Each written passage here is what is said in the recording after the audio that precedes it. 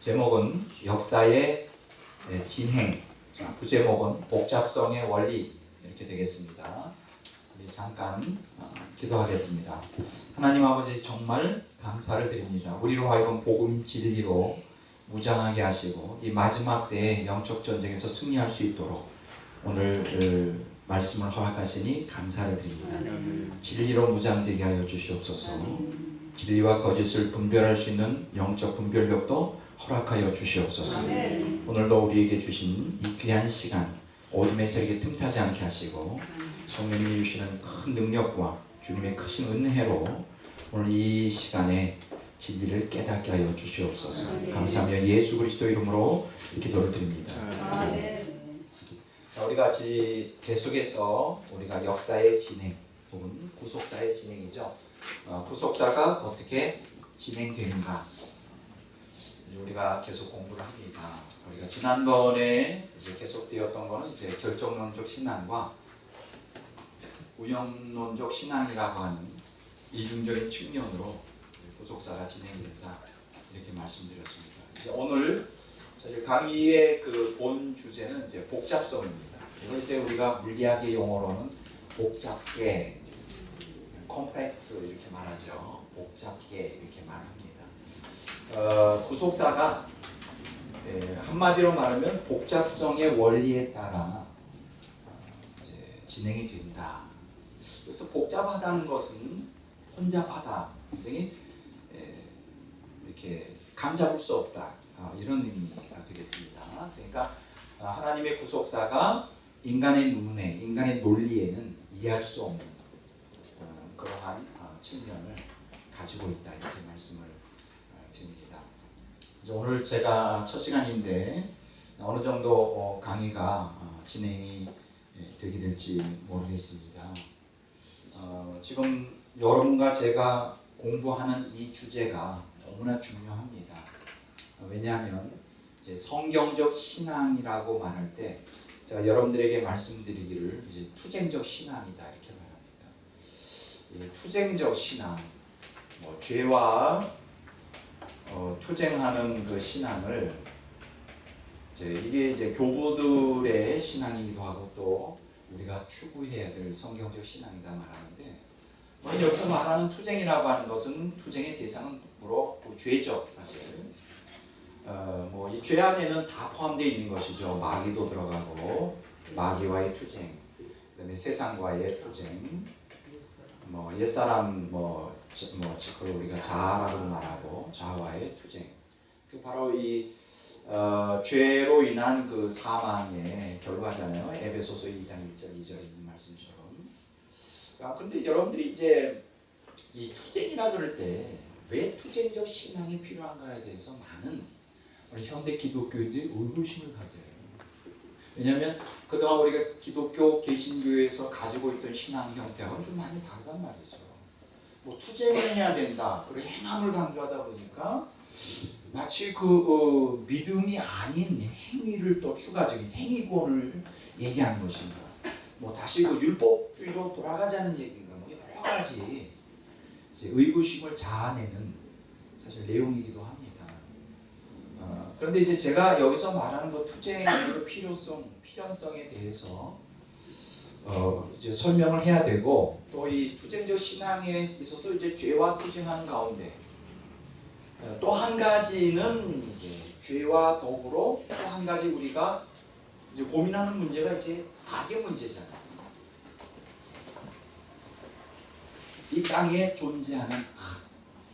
물론 이 악이라고 하는 건 크게 이제 두 가지 우리가 신학에서는 말합니다. 하나는 자연악이라고 말해요. 내추럴 이블. 그래서 자연악이 있고, 하나는 도덕악이 있어요. 모랄 이블. 그렇죠?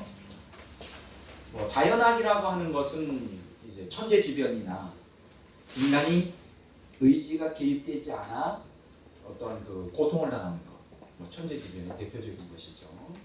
그 다음에 도덕악이라고 하는 것은 그 도덕적, 모랄 이블이라고 해서 인간이 악의를 가지고 행동하는 걸 통하여 그것 때문에 이제 고통을 당하는 것. 뭐 가장 대표적인 것이 이제 뭐 전쟁 같은 것, 이런 것들이 가장 대표적이고, 뭐 이렇게 폭력을 휘두르는 것, 그런 것 때문에 요번에 이제 미국에서 보스턴 마라톤 대회에서도 테러리스트가 이제 폭발물을 터뜨리게 하면서 수많은 사람들이 의도하지 않게 죽고 또 이렇게 고통을 당하잖아요. 그럼 이 악을 통하여 우리가 얻는 것은 뭐냐? 이 고통이죠. 뭐 이런 문제. 그러니까 지금 우리가 이 투쟁적 신앙이라 그럴 때는 이제 죄와의 투쟁, 그게 이제 마귀와 세상과 자아와의 투쟁인데 이 죄, 마귀, 세상, 자아라고 말할 때 그 밑에는 뭐가 깔려 있느냐? 이 악이라는 것이 깔려 있단 말이죠. 그 마귀의 그 인간을 다 멸망시키고자 하는 그 악의. 또 우리 이 옛사람 안에는 또 이 악이 있잖아요. 뭐 세상도 악하잖아요. 악한 세상이다 이렇게. 그러니까 이 죄라고 말하는 것과 이 악이라는 것이 같이 이제 공존을 해요. 그래서 사실 우리가 투쟁적 신앙이라고 말할 때 이 죄와 악, 이 두 양면성을 우리가 다뤄야 되는데 그동안 우리가 죄에 대해서는 사실 많이 다루었습니다. 많이 다뤘고 했지만은 그러나 이 악의 문제에 있어서는 2000년 기독교 역사, 아니 더 나아가 구약 성경의 시대까지 들어와서도 우리가 많이 이해하지 못하는 부분이에요. 이해하기가 참 어려운 부분입니다. 그래서 지금도 그 신학에 있어서 가장 그 난해한 부분이 무엇이냐? 왜 이 세상이 악이 존재하느냐? 또 그 악 때문에 왜 우리가 고통을 당해야 하느냐? 이런 질문들은 사실은 그 구약과 신약 혹은 그 집요하게 그 하나님을 신실하게 믿고자 신앙하는 사람들의 그 신앙에 많은 장애 요소로 작용을 해요. 왜 악으로 인한 고통 문제가 왜 장애 요소로 작용하느냐? 이제 앞으로 계속해서 이 문제를 또 심화하여 다루겠지만 성경에 보면 하나님은 전능하시다고 가르치잖아요. 그렇죠? 그리고 하나님은 사랑이시라고 가르치잖아요. 그럼 하나님이 전능하시고 하나님이 사랑의 하나님이라면 왜 오늘 우리가 고통을 당해야 하느냐? 이런 거 아주 그 단순한 도식이 모든 기독교인들 안에 이렇게 있어요. 우리 인간은 누구라도 그것이 뭐 신앙이 깊든 약하든 누구라도 사실은 그 고통을 피하고 싶어요. 물론 그 인간성을 뛰어넘어 하나님의 심정을 이해하는 사람들은 그 악 속에 잠재되어 있는 이 고통이 주는 그 엄청난 구속의 신비, 이걸 깊이 간파하고 있기 때문에 오히려 고통을 당하기를 즐겨하죠. 그러나 대다수의 기독교인들은 자기를 초월하여 하나님의 입장을 향하여 도약을 하지 못했기 때문에 전능하신 하나님, 또 사랑의 하나님이면서 왜 우리가 고통을 당해야 되는지, 그리고 우리가 특히 이 기도할 때 우리가 전능한 하나님과 사랑의 하나님이라면 기적이 나타나지 않고 왜 침묵을 하는지에 대하여 굉장히 난감해합니다. 지금 그런데 이제 오늘 우리가 지금 이 복잡성의 원리라고 하는 이 구속사의 진행에 있어서 이 복잡성의 원리가 무엇인지에 대하여 이제 앞으로 여러분들이 좀 깊이 이해하는 것이 중요합니다. 왜냐하면 우리가 투쟁적 신앙을 왜 해야 되고 또 그것이 왜 성경적 신앙인지에 대하여 우리가 정확하게 우리 하나님의 의도를 알기 위해서는 이 여러 주제들, 죄 문제뿐만 아니라 이 악의 문제, 전능성과 사랑성, 그 기적과 침묵, 이러한 여러 가지 복합적인 것을 다각도로 그리고 입체적으로 이해하는 게 너무나 중요해요. 이것은 여러분과 저의 그 성경적 신앙을 다지는 데 가장 필수적이고 가장 기본적이고 목회하는 자들에게 있어서도 여러분들이 진정으로 성도들을 하나님의 의도하는 바대로 정말 성경적 신앙으로 인도하기 위해서는 이러한 지금 여러 요소들을 정확하게 이해하는 것이 사실 너무 중요합니다. 그러나 결코 쉬운 것은 아니에요. 왜냐하면 우리 인간의 본성은 고통을 싫어해요. 우리에게 고통이 가해질 때 하나님의 전능성과 하나님이 우리를 사랑한다는 것을 자꾸만 의심하게 됩니다.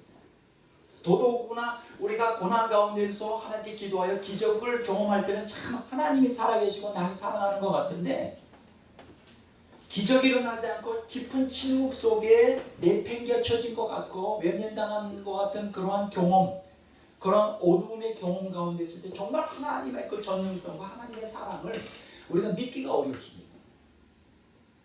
그래서 지금 우리가 다루고 있는 이 주제는 사실은 기독교 신학의 가장 기본적인 것이고, 그동안 제가 오랜 세월 동안 신학적인 난제들을 하나하나 이제 격파해 가면서 거의 대부분의 그 신학적인 난제들이 풀어졌는데, 그래도 제 안에 이 잔재적으로 좀 남아 있었던 조그만 부분이 있었어요. 그것은 바로 이 투쟁적 신앙을 통하여 죄와 싸워야 되고, 또 이 전능한 사랑의 하나님인데 우리에게 악을 통하여 고통을 허락하신 이 문제에 대하여 그동안 나름대로는 그 이성적으로 또 나름대로는 이제 많이 수긍을 했지만 요번에 많이 그 문제가 해소되게 되었습니다. 아직은 왜냐하면 이 악을 통한 고통의 문제 그리고 하나님의 침묵의 문제는 우리가 논리로 생각한다고 되어지는 문제가 아니에요. 이거는 사실은 깊은 신앙으로 들어가 초월적인 하나님의 심정을 갖게 될 때, 또 그것이 나의 신앙의 경험이 될 때만 영으로 이해가 되는 부분이에요. 그래서 사실은 이 부분에 대해서는 제가 마지막 신앙 난제에 있어서 이게 이제 최후로 남아있는 부분이에요. 수십 년 동안 고민하고 생각했는데 요번에 이제 하나님께서 이 문제를 또 다시 다루시도록 이제 허락하셨어요. 물론 신론에서도 이 문제를 제가 다뤘었고, 그 다음에 구원론에서도 이 문제를 다뤘는데, 이제 종말론의 이제 구속사의 진행이라고 하는 측면을 다루면서 또 다시 이 부분을 다루도록 또 심화되는 연구를 하도록 하나님이 허락하셔서 감사를 드리고, 요번에 이제 마지막 최후로 남아있는 신학적인 그 난제로서 이 악에 의한 고통 문제를 다룰 수가 있어서 감사하고, 물론 이번에도 다 100% 제가 해소는 안 됩니다. 이성적으로는 이해가 돼도 이것이 제가 영적 성숙 속에서 이게 제 영으로 경험되기 전에는 100% 이해한다 할 수 없어요. 왜냐하면 제가 이성적으로 이 고통 문제를 이해해도 저에게 고통이 다가올 때 또다시 마음이 우울해지기 시작합니다.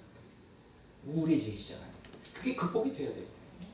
그거는 이제 이성적인 훈련만이 아니라 앞으로 저에게 남아져 있는 과제예요. 영적 성숙과 더불어 이제 이 고통의 문제를 영으로 100% 이해하는 것이 이제 앞으로 가능하지 않겠나. 그건 숙제로 남겨두고 좋아요, 여러분들이.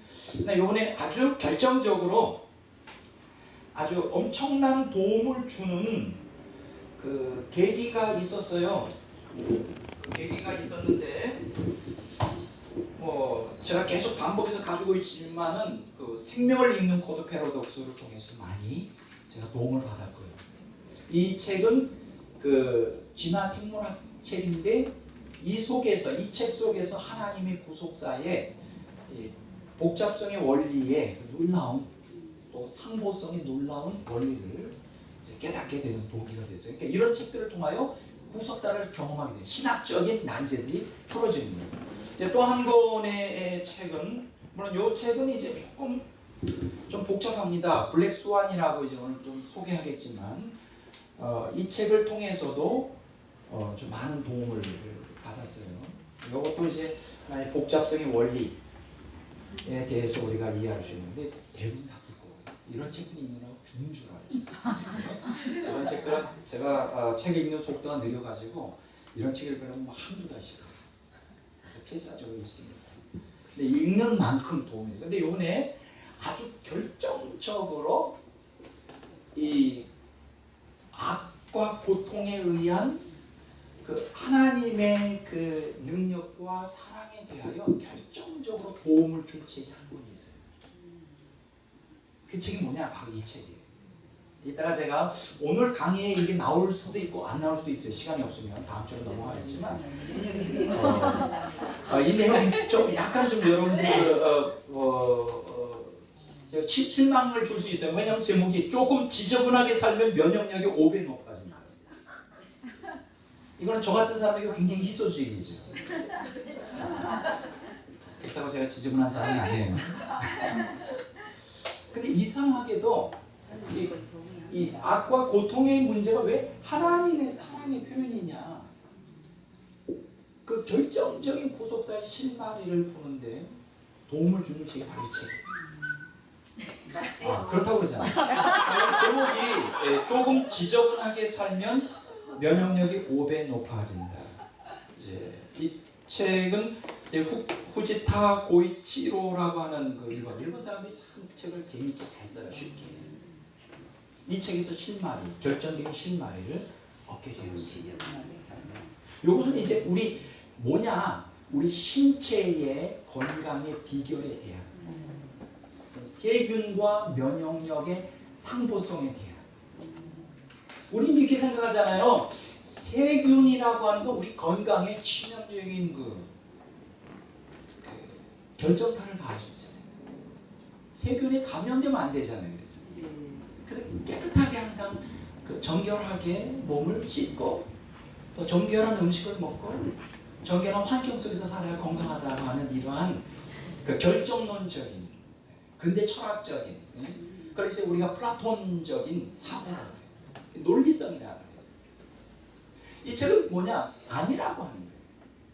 제가 이런 분야의 책들을 여러 권 갖고 있어요. 우리가 지금 상식적으로 알고 있는 이 건강 상식이 우리가 너무나 잘못된 게 많아요. 그것 중에 가장 결정적인 책이 바로 이 책이에요. 조금 지저분하게 살면 면역력이 5배 높아진다. 그러니까 세균과 면역력의 서로 상보적인 관계. 오늘 얘기하듯이 다음에 얘기하는데, 이 책을 통하여 하나님이 우리에게 악을 통해 고통을 허락하시는 그 하나님의 사랑의 신비를 알게 되었어요. 그런 것이구나. 그런 것이구나. 그래서 이번에 이 고통 문제에 대한 신학적인 난제가 많이 이제 이 부분에 대해서 많이 해소가 되게 되었어요. 이제 다음 강의, 오늘 나눠드린 이 그림 있잖아요. 요거 말고 이제 요 주제로 마지막 하나의 더 그림이 남아 있습니다. 그거는 이제 그것까지 공부하시면 이번 강의가 정확하게 이해가 되실 줄 압니다. 오늘 강의도 사실은 이 내용이 굉장히 만만치가 않아요. 다 끝나지 못하게 되겠죠. 여기서 오늘 우리가 기억하셔야 될 것은 왜 우리가 죄에 대하여 투쟁적 신앙을 가져야 되고, 또 우리가 악으로 인한 그 고통을 왜 하나님께서 허락하시는지, 그리고 그 허락하시는 하나님이 전능하시다고 그러면서 우리를 사랑하는 사랑의 표현이고, 꼭 우리가 신앙이라는 게 기적을 통해서만이 아니라 침묵 가운데서도 구속사가 진행되는 그 섭리가 무엇인지에 대하여 지금도 여전히 신학자들은 계속 논쟁을 하고 의구심을 갖고 있어요. 여기에 대한 어떤 결정적인 답은 무엇이냐? 제가 생각할 때는 그렇습니다. 뭐냐? 여기 대해서 우리가 이러한 죄 문제, 죄와 투쟁 문제, 그리고 이 악을 통한 고통의 이 문제를 우리가 성경적 신앙으로 승화하고, 또 그것을 통하여 우리가 성경적 신앙을 확고하게 쓰려면 한 가지 방법밖에 없어요. 그게 뭐냐? 그게 뭐냐 하면, 구원에 관한 하나님의 관점과 인간의 관점 사이에는 엄청난 차이가 있다는 걸 알아야 돼요. 인식하는 게 중요합니다. 아주 중요한 얘기예요. 구원의 관점에 대해서 하나님의 견해와 하나님의 관점과 인간의 관점이 달라요. 다른 말로 말하면 하나님의 관심과 인간의 관심이 달라요. 자, 이 문제를 여러분들이 깊이 생각해야 돼. 다른 말로 말하면 성경적 신앙이 여러분들의 신앙의 확고한 틀로 되려면 하나님의 관점으로 성경을 해석하고 신앙생활을 해야 돼요. 그렇지 않으면 절대로 우리는 이 죄 문제라든가 우리 악을 통한 이 고통의 문제를 근본적으로 해결하는 게 불가능한 거예요. 자, 성경은 우리에게 뭐를 얘기해 주느냐? 이사야서 55장 한번 보겠습니다. 지금 오늘 서론 부분이 굉장히 중요한데 어떻게 강의가 진행될지 모르겠습니다. 이사야서 55장 한번 보겠습니다. 자, 이사야서 55장을 한번 펴보도록 하겠습니다. 자, 55장 8절 9절을 한번 읽겠습니다. 이사야서 55장 8절 9절 다 같이 읽어보도록 하겠습니다. 이는 내 생각이 너희의 생각과 다르며 내 일은 너희의 길과 다름이니라. 여호와의 말씀이니라. 이는 하늘이 땅보다 높음 같이 내 길은 너희의 길보다 높으며 내 생각은 너희의 생각보다 높으니라. 여기 보면 내 길이라고 말했죠. 내 길. 여기서 나의 길이라는 게 무엇일까요? 내 길은 너희 길과 다르다. 여기서 길이라는 건 추구하는 방향이죠. 지향하는 방향이죠. 여기서 이 본문 말씀에서 우리에게 주시고자 하는 하나님의 말씀은 뭐냐? 인간이 지향하는 방향과 하나님이 지향하는 방향이 차원이 다르다는 거예요. 차원이 달라요. 왜 차원이 다르냐? 하늘이 땅보다 높은 것 같은 그 차원이에요. 하늘과 땅 차이예요. 쉽게 얘기해요. 하나님이 지향하는, 의도하는, 구속사에서 의도하는 방향과 인간이 구속사에서 의도하는 방향이 전혀 달라요. 다르다고 이렇게 말씀을 하셔요. 근데 이제 문제가 되는 건 뭐냐? 오늘 그 이사야서 55장 8절 9절에 다르다는 말씀을 하는데 뭐가 다를까요? 뭐가 하나님과 인간이 구속사에서 지향하는 방향이 다를까요? 하나님이 그 창조와 구속 경륜을 보면 아닙니다. 창조와 구속 경륜에서 자, 인간은 왜 창조했죠? 창세기 1장 26절에 보면 이제 하나님의 형상대로 창조했잖아요. 그러면 하나님의 형상이 핵심이 뭐예요? 인간을 창조한 목적이 뭐예요? 하나님의 생명을 담는 그릇이죠. 하나님의 생명을 담기 위한 거예요. 그리고 구속의 목적은 뭐죠? 바로 하나님의 생명을 주는 거예요. 그러니까 하나님의 창조와 구속 경륜의 본질적인 핵심은 인간을 만들고 타락한 인간을 구원하여 구속하여 그 구속한 이유는 뭐냐? 하나님의 생명이에요. 그러니까 한마디로 말하면 성경이 창세기 1장부터 요한계시록 22장까지 우리에게 하나님이 성경이라고 하는 책을 통하여 우리에게 하시고자 하는 가장 중요한 주제는 하나님의 생명. 그게 주제예요. 그래서 이 하나님의 생명을 그럼 어떻게 얻느냐? 이 거룩이라고 하는 것을 통하여 우리가 거룩함을 통하여 하나님의 생명. 왜냐하면 하나님의 생명은 신적 본질이잖아요. 신적 본질 중에서 본질이잖아요. 그리고 그 생명은 뭐로 표출돼요? 거룩이라고 하는 것으로 표출되잖아요. 결국 생명과 거룩은 양면성을 갖고 있죠. 그래서 우리에게 자꾸만 투쟁적 신앙, 뭐예요? 죄와 싸우라는 거죠. 마귀와 세상과 자아와 싸우는 궁극적인 목적이 뭐예요? 거룩해지려고 하는 거죠. 그럼 왜 거룩해져야 될까? 왜 성별돼야 될까? 그래서 하나님의 생명이 우리 안에 충만하게 되어지게 되었습니다. 그렇죠? 그게 하나님의 관심이에요. 자, 하나님의 관심인데, 자, 인간의 관심은 뭐죠? 인간이 지향하는 방법은 뭐죠? 생명이 아니에요. 거룩도 아니에요. 타락한 인간의 본성이 원하는 내 욕구, 충족. 그래서 제일 중요한 것은 이제 형통이라고 하는 말이죠. 형통하기를 원해요. 모든 게 다 잘 되고 욕구 충족이에요. 그리고 그걸 통해서 행복하기를 원해요.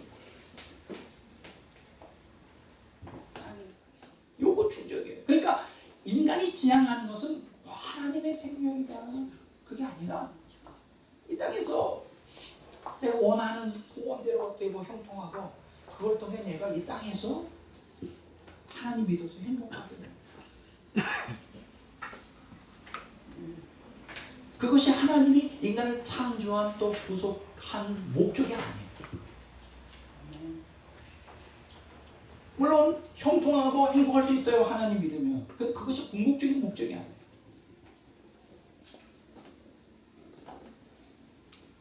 근데 인간이 여기서 형통하다 그럴 때는 뭐 두 가지 가지고 있죠. 하나는 그 몸과 하나는 영혼이죠. 몸의 욕구를 충족시키기 원해요. 뭐 먹고 마시는 거, 뭐 육체적인 욕구를 충족시키기 원하고 영혼도 마음이 평안해지기 원하는 것이죠. 그래서 어떻게든 형통해서 행복하기를 원해요. 몸과 영혼이 흡족하게 욕구가 채워지고 그것이 인간이 지향하는 목적이에요. 대다수의 인간들이 신앙생활하는 목적이에요. 근데 하나님은 그게 아니에요. 하나님 원하는 것은 생명이에요. 근데 그 생명은 거룩을 지향할 때 생명을 얻어줍니다. 여기서 하나님과 인간 사이에 생각의 차이가 있습니다.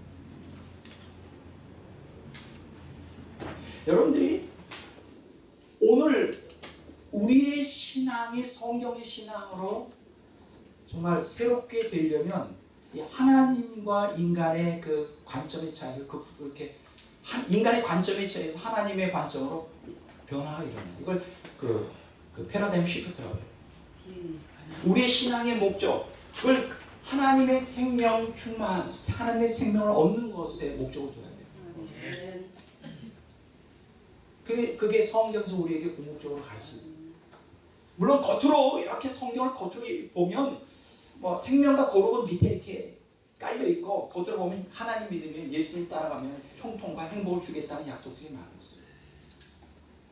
그러니까 성경을 껍데기만 보면 안 돼요. 성경에 그 깊이 들어가서 하나님이 우리에게 주시고자 하는 것이 무엇인지 알고자 우리가 깨달아야 되죠. 근데 보세요. 말라기서 보면요. 참 재밌는 내용들이 굉장히 많이 있어요. 말라기서 1장 2절 한번 보겠습니다.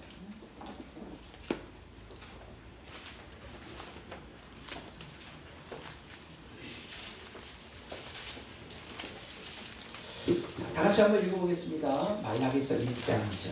여호와께서 이르시되 내가 너희를 사랑하노라 하나 너희는 이를 주께서 어떻게 우리를 사랑하시노라.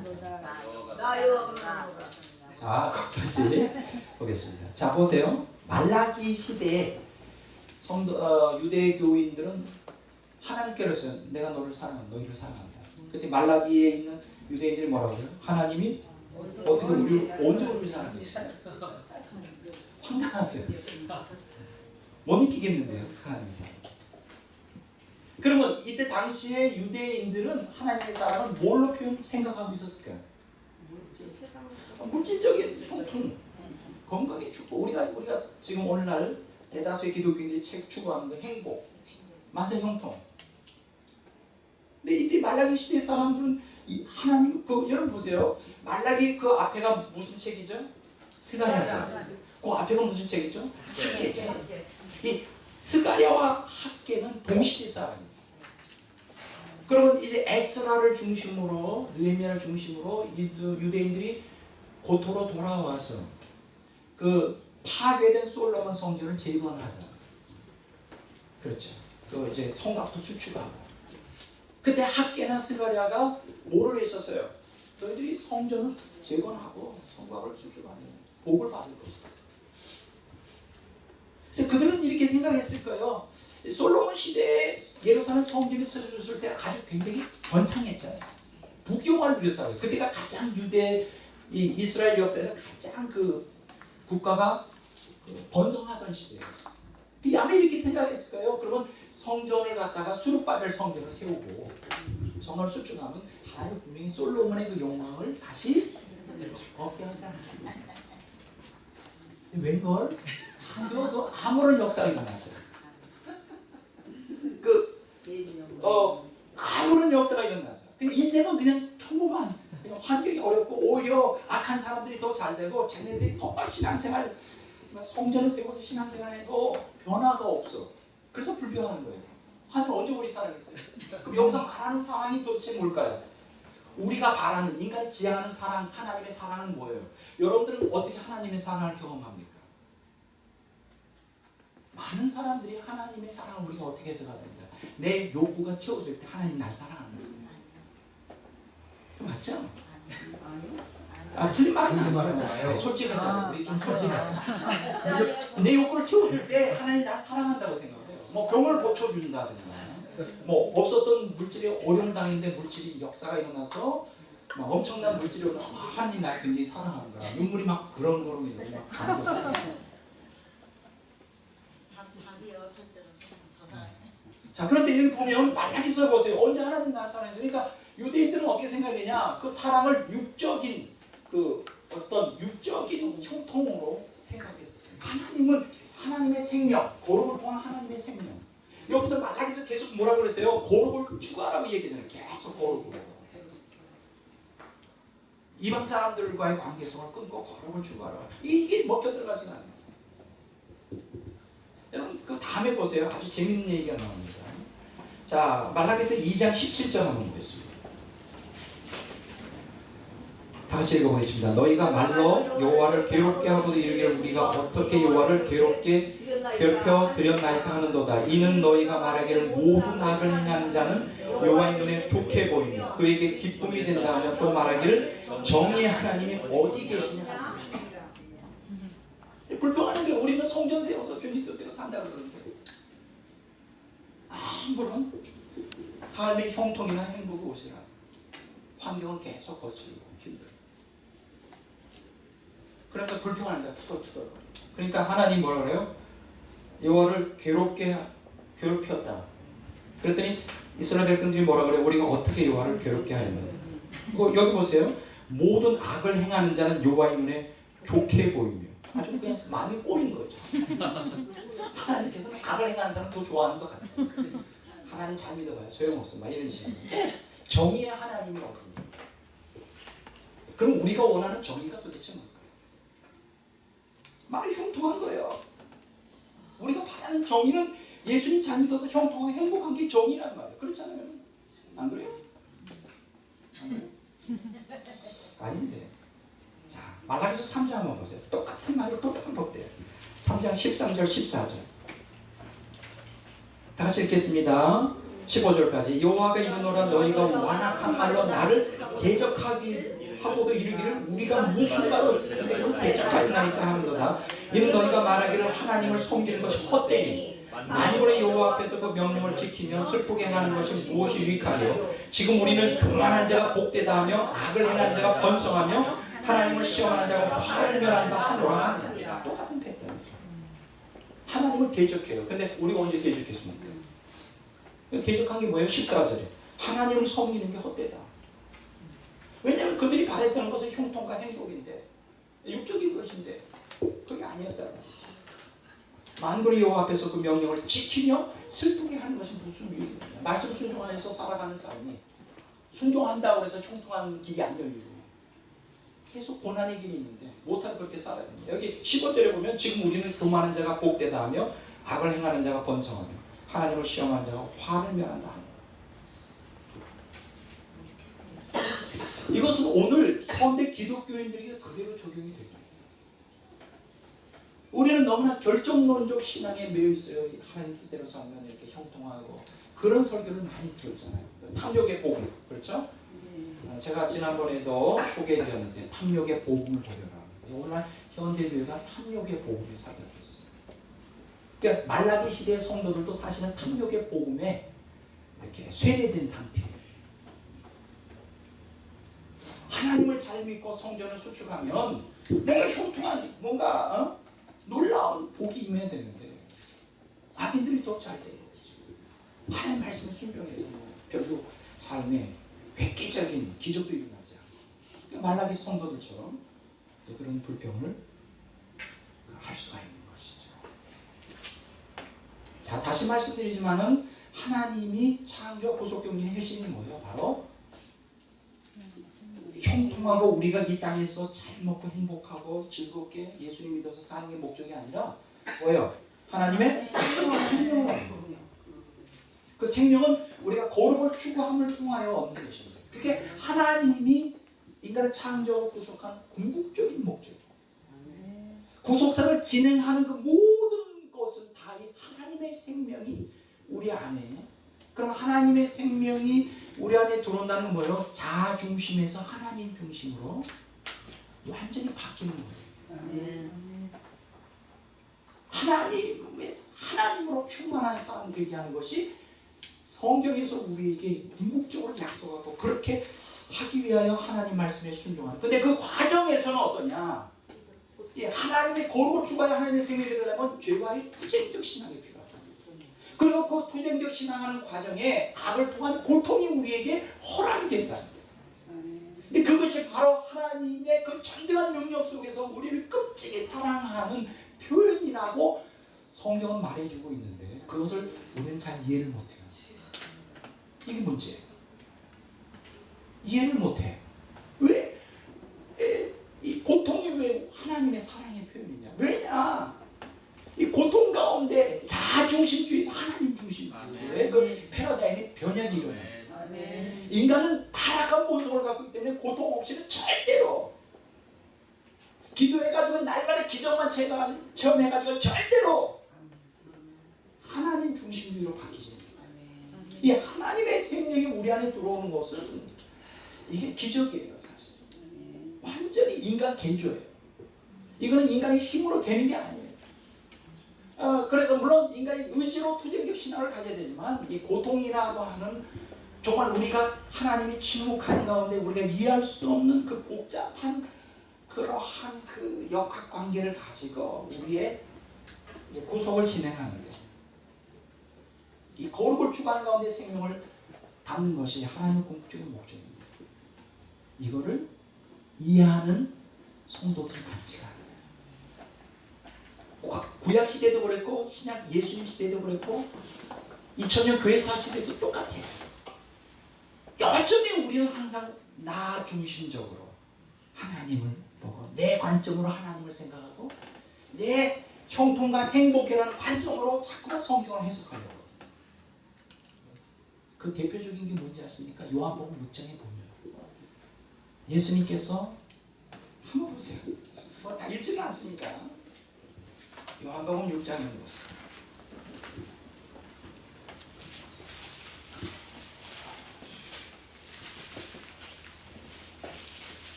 여러분, 요한복음 6장 1절에 보면 1절부터 24절까지 보면 놀라운 두 가지 기적이 나타납니다. 하나는 뭐냐? 떡 5개 물고기 2마리로 어때요? 12 맞나요? 네. 떡 5개 물고기 2마리로 5,000명을 먹이시고, 남자는 5,000명을 먹는 놀라운 기적. 여러분, 그때 당시에 이 떡 문제는 절박한 것이었어요. 예수님 당시에 너무나 가난한 사람들이 많았어요. 아주 절박한 거죠. 그리고 두 번째는 여기 보면 그 6장 2절에 보면 이제 큰 무리가 예수님을 따랐는데 병제들에게 행한 표적을 보면, 두 번째로 이제 떡 문제 다음으로 더 문제가 되는 거는 이제 병 문제죠. 질병. 뭐 그때는 의술이 그렇게 많이 발달한 시대가 아니니까 뭐 아픈 사람들이 한둘이 아니었죠. 예수님이 고쳐주신단 말이에요. 떡 문제 해결하죠. 떡으로 그들을 배불리죠. 몸이 질병도 고쳐주죠. 이야, 인기가 하늘을 찌르죠. 그 다음에 거기다 더더욱 놀라운 역사가 일어나는데 16절부터 24절까지 보면 예수님 무리로 걸어가죠. 신적인 그 능력을 보이죠. 끝난 거예요. 그분이 신적인 전능한 하나님으로서의 능력을 보이니까 거기다가 떡도 주셔, 기적을 해놔요. 거기다가 병도 고쳐주셔. 그리고 그 사람들이 어떻게 생각했어요? 예수님만 따라다니면 일세 전능한 능력을 보이니까 떡 문제, 먹는 문제, 질병 문제 완전히 끝나는 거예요. 열광했죠. 근데 어떻게 했어요? 그 다음에 예수님이 이제 초치는 역사를 일으키기 시작하죠. 25절부터 이제 끝절까지 쭉 보면 무슨 얘기예요? 내가 생명의 떡이다. 막 이해할 수 없는 쭉 얘기하죠. 내가 생명의 떡이다. 나를 믿는 자는 영생하되 하나님의 생명을 얻게 될 것이다. 예수님이 약간 좀 그 프로파간다 홍보하는데 문제가 있습니다. 그렇게 몰라 사람들이 막 흥분된 상태에서 군중을 몰래면 그런 얘기 하면 안 됩니다. 그럼 뒤에 가서 조그맣게 얘기를 해야지. 그걸 갖다가 내세워놓고 여기서 너희들 떡 먹어서 정신이 약간 혼란스러워졌구나. 정신 차려. 내가 이 땅에 온 건 떡이나 너희들 병 고치러 그게 목적이 아니야. 창조와 구속 경륜의 핵심은 뭐냐? 영생이야, 생명. 그 얘기를 왜 여기서 하는 거야? 그럼 어떻게 했어요? 나중에 사람들이 다 도대체 이상한 정신 나간 사람이에요. 이상 예수님이라고 이상한 사람. 자, 이 요한복음 6장을 통해서 우리가 그 하나님의 지향하는 방향과 인간이 지향하는 방향이 얼마나 큰 갭이 있는가, 그 아주 적나라하게 알게 돼요. 인간이 원하는 건 뭐 생명이 뭐고 어렵도다. 우리에게 당연히 필요한 거는 먹을 양식과 건강. 이러한 이 하나님의 의도와 인간의 의도와의 이 격차와 이 갈등은 구속사 전체에 계속 진행되면서 계속되어 왔습니다. 앞으로도 마찬가지. 그러나 가끔 정말 대단한 놀라운 역사, 가끔 하나님의 의도를 알고 그 인간이 지향하는 것들을 다 포기하고 하나님이 지향하는 방향으로 용감하게 투쟁적 신앙을 가지고 악을 통하여 나오는 그 고통을 모두를 다 극복하고 이기고 하나님의 온전한 생명에 이르는 사람들도 가끔 있어요. 제가 요번에 읽은 그 하나님 임재의 연습이라는 책 있잖아요. 그건 여러분들이 꼭 읽으셔야 돼요. 제가 다 읽었어요. 근데 그 하나님 임재 연습이 이제 여러 출판사에서 나왔어요. 제가 두 권이 있어요. 출판사. 근데 한 권의 출판사에서 나온 걸 읽었고 또 다른 출판사 걸 읽으려고 해요. 너무 좋아요. 바로 그 로렌스 형제의 하나님 임재 연습에서는 투쟁적 신앙을 가르쳐요. 그리고 이 악을 통한 고통을 믿음으로 하나님의 지향하는 입장에서 그 모든 것을 싸워 승리하여 궁극적으로는 온전한 충만한 하나님의 생명에 이르는 그 내용이 거기 기록되어 있습니다. 그래서 오늘은 이제 이 문제에 대해서는 제가 다루지 않고 요 그림 다음에 또 하나의 그림이 있는데 그때 자세하게 우리가 다루도록 하고, 오늘 우리가 지금 이제 그 하나님의 전능성 또 사랑 그리고 그렇지만 악 가운데 고통 그리고 기적이 일어나지 않고 왜 하나님이 침묵하느냐에 대한 이러한 그 복합적인 이 구속사의 이러한 여러 그 요소들을 지금 우리가 이해하기 위해서 지금 전제를 지금 서론 부분에서 얘기를 하는 거예요. 빨리 우리의 의식 구조를 인간 중심에서 하나님 중심으로 바꿔야 돼요. 그게 엄청 고통이 따라요. 엄청 참 쉬운 일이 아니에요. 뭐 여러 그 위대한 믿음의 신앙가가 있지만 저는 히브리서 11장 24절 26절에 한번 다시 한번 읽어보도록 하겠습니다. 하나님의 심정으로 성경적 신앙을 가졌던 위대한 한 명의 그 신앙인을 소개해드릴 수가 있죠. 자, 히브리서 11장 24절에서 26절 다 같이 읽겠습니다. 믿음으로 모세는 장성하여 바로의 공주의 아들이라 칭함받기를 거절하고 도리 하나님의 백성과 함께 고난받기를 잠시 죄악의 낙을 누리는 것보다 더 좋아하고 그리스도를 위하여 받는 수모를 애굽의 모든 보화보다 더 큰 재물로 여겼으니 이는 상 주심을 바라옵니다. 야, 대단한 거. 바로 모세는 하나님의 그 의도, 구속사의 의도를 정확하게 간파했던 사람. 인간이 가장 이 땅에서 욕구하는 게 세 가지잖아요. 돈, 그 다음에 권력, 파워, 그 다음에 섹스죠. 성적인 거죠. 여기 세 개가 나오죠. 바로의 공주의 아들이라는 건 뭐예요? 파워죠. 죄악의 낙이 뭡니까? 말은 섹스죠. 쾌락이죠. 그 다음에 애굽의 모든 부하가 뭡니까? 돈이죠. 이걸 다 극복했던 사람. 그리고 하나님의 생명을 향해 용감하게 투쟁적 신앙. 이걸 극복하는 게 여러분 그냥 됐겠어요?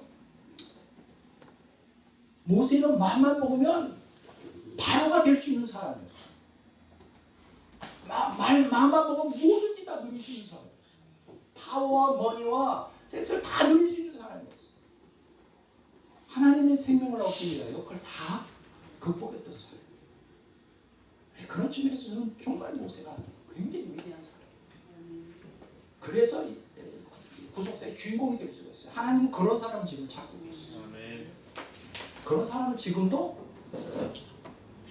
투쟁적으로 로렌스 형제처럼 투쟁적 신앙으로 하나님께 나아가요. 제가 지난번에 한번 말씀드렸죠. 김길 목사의 그 증언이라는 책을 꼭 보시면 아주 쉽게 요 근래에 투쟁적 신앙의 전형적인 그러한 모델은 바로 김길 목사님의 증언이라는 책에 자세히 나와요. 어떻게 우리가 실제 삶 속에서 투쟁적 신앙을, 어떻게 이 악으로 인한 그 고통에서 어떻게 신앙을 지킬 것인가. 아주 전형적인 내용을 우리가 발견하게 됩니다. 자, 이게 지금 오늘 제가 여러분들과 이제 시작하면서 서론 부분에서 드린 아주 기나긴 1시간 정도 강의를 했잖아요. 자, 지금 오늘 우리는 우리 강의의 핵심은 바로 이 고통의 문제입니다. 이 고통 문제를 어떻게 우리가 신학적으로, 성경적으로 승화하여 구속사의 하나님의 관점으로 해석할 것이냐. 이 고통 중에 가장 큰 것 중에 하나는 우리가 고통 가운데 하나님께 부르짖었을 때 기적이 나타나면 그 고통은 사실 해소가 됩니다. 이스라엘 백성들이 출애굽할 때 고통당했잖아요. 애굽 군대가 뒤에서 쫓아옵니다. 홍해가 그런데 기적이 나타나죠. 홍해가 쫙 갈라지면서 그 고통은 그거 비교하여 말로 표현할 수 없는 희열과 그렇죠. 놀라운 흥분으로 바뀌게 되잖아요. 홍해가 쫙 갈라지고 애국 군대들은 완전히 수장되는 거죠. 근데 그렇게 되면 신앙이 문제가 없는데 문제가 되는 건 뭐냐면 그 고통 가운데 아무리 부르짖고 아무리 하나님을 찾고 가장 절박한 가운데 하나님의 그 전능성과 사랑을 경험하고 싶은데 무서운 현실은 침묵을 지키고 있어요. 그 침묵이 하나님을 나를 외면하고 내 동생이 치고 나를 버렸다고 하는 이 좌괴감 속에 빠져 있을 때 하나님의 사랑을 느끼기 어렵죠. 그럼 하나님께서 이 사랑을 느끼지 못하도록 하는 게 하나님의 섭리 가운데 있단 말이죠. 우리를 생명을 얻게 하는, 거룩에 이르게 하는 하나의 도구죠.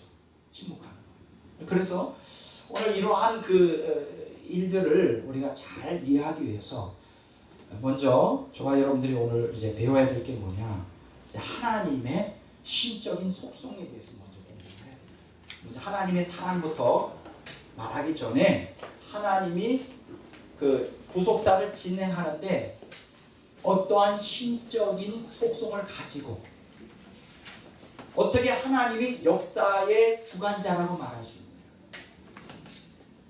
하나님께서 역사의 주관자지만 우리가 이해할 수 없는 악을 통한 고통, 그리고 그 가운데 하나님이 침묵하는 것이 구속사에 있어 하나님의 진행의 방법이라고 할 때 그것을 우리가 믿음으로 받아들이기 위해서 가장 중요한 게 뭐냐, 하나님의 신적 속성을 먼저 정확하게 이해하는 게 중요합니다. 그래서 그거부터 지금 한번 다뤄보도록 이렇게 하겠습니다.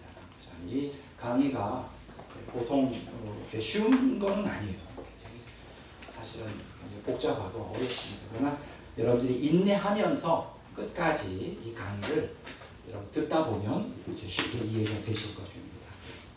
자, 하나님의 신적 역사의 주관자로서 우리에게 신적 속성을 보여주는 데가 뭐 여러 군데가 있지만 대표적인 게 두 군데예요. 에베소서 4장 6절과 로마서 11장 36절입니다. 한번 보도록 하겠습니다. 로마서 11장 36절. 자, 에베소서 4장 6절. 여러분들이 가지고 있는 교재를 한번 다 같이 한번 읽어보도록 할까요? 에베소서 4장 6절.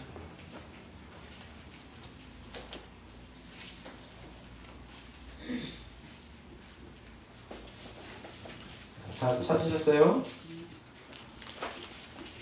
자, 에베소서 4장 6절. 신적 속성의 이중성에 대해서 먼저 그 에베소 4장 6절이 신적 속성의 가장 본질적인 걸 다루고 있죠. 다 같이 읽어보겠습니다. 하나님도 한 분이시니 곧 만유의 아버지시라. 만유에 계시고 만유를 통일하시고 만유 가운데 계시리라. 자, 이 말씀이 무엇일까요? 참 놀라운 말씀입니다. 여기 보면 만유 위에 계시고 만유 위. 두 번째 뭐라고 돼 있어요? 만유를 통일하시고. 세 번째 뭐라고 했어요? 만유 가운데 계시다. 이 에베소 4장 6절은요, 조직 신학에 있어. 하나님의 신적 속성을 이 만물과의 관계성 속에서 가장 적나라하게 보여주는 가장 대표적인 내용이죠. 여기서 만유 위에 계시다는 게 뭐 오버라고 했어요. 모든 것을 만유 위에 계시다. 이거는 이제 에피라고 하는 단어를 쓰는데 이게 이제 하나님의 초월성이에요. 만유 위에 계신 하나님의 초월성. 우리 따라서 할까요? 하나님의 초월성. 하나님의 초월성. 다시 한번 하나님의 초월성. 하나님의 초월성. 자, 모든 만물을 초월하여 계십니다. 하나님이 만물을 초월했기 때문에 만물을 주관하는 것이 가능해요. 그렇죠. 만물을 초월했지 않다면 만물은 예속이 되겠죠. 종속이 되겠죠. 모든 만물. 여기서 만물이라는 것은 물론 이제 우주를 지칭하는 말이지만 궁극적으로는 천국까지도 뛰어넘는, 천국까지도 초월하는, 천국을 다스리려면 천국을 뛰어넘는 거죠. 그래서 서브린이라고 합니다. 서브린티가 뭐예요? 주권이라고 그러죠. 통치권. 이건 혹은 통치권이라고 해요. 만물 위에 계세요. 하나님은 초월해 계시는 거예요. 만물 위에 계시기 때문에 하나님이 초월해 계시다는 것은 모든 걸 초월하는데 주권, 모든 그분이 만든 모든 만물에 대한 절대 주권을 갖고 계십니다. 하나님은 마귀도 초월해요. 그러니까 마귀를 다스릴 수 있어요. 하나님 인간을 초월해요. 인간을 다스릴 수 있어요. 어떤 악이라 할지라도 하나님을 대항하는 것이 불가능합니다. 왜냐하면 하나님 그 모든 것들, 그 능력을, 그 모든 걸 초월해 계십니다. 능가하기 때문에.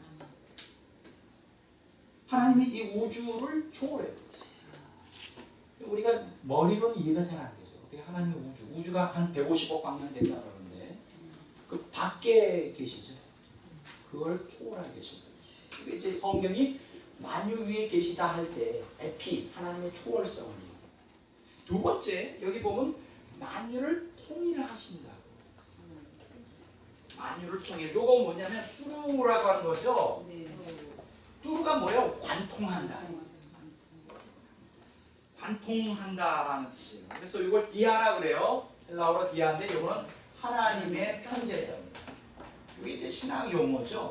편재라는 게 뭐예요? 안 계신 곳 없이 어디나 다 계신 거예요. 편재예요. 자, 그런데 여기 뚜루라고 하는 게 뭐예요? 뚜루라는 게 통일한다는 건 뭐냐면 여러분 그 북어가 있잖아요. 북어를 어떻게 이렇게 명태가 있다고 할 때 명태 한 마리가 아니라 10마리. 그래서 그걸 어떻게 하죠? 대나무로 꿰죠. 그러면 그걸 하나의 그걸 뭐라고 말하죠? 한 두릅이라고. 한 두릅. 그런 뜻이에요. 만물을 통일한다는 것은 그 만물을 하나로 다 꿰고 있는 거예요. 대단하지 않아요? 이거 꿰고 있기 때문에 거기서 벗어날 수가 없어. 하나님의 통치에서 벗어날 수 없고 이걸 뭐라 그러냐? 하나님의 피조물 보존이죠. 피조물 보존. 요 아까는 이제 피조물 통치고 하나님의 조제. 여기 그림에 다 있죠. 이걸 외워두셔야 돼요. 피조물을 보존하세요. 그러니까 모든 피조물들이 하나님이 이렇게 꿰고 있기 때문에 존재하는 거예요. 그리고 통일성을 갖게 되는 것이고 이 우주 만물이 다 조화를 이루는 거예요. 그 무질서가 아닌 혼란이 아닌 조화를 이루는 거예요. 왜냐하면 하나님께서 그런 능력을 갖고 있어요. 세 번째 뭐냐? 만유 가운데서 이걸 갖다가 우리가 인이라고 말해요. 인 안에 있다. 모든 만물 안에 존재해요. 요거를 뭐라고 말하느냐? 하나님의 내재성. 이걸 이제 N이라고 말하는데 하나님의 내재성. 그래서 요거는 뭐예요? 피조물 생존이죠.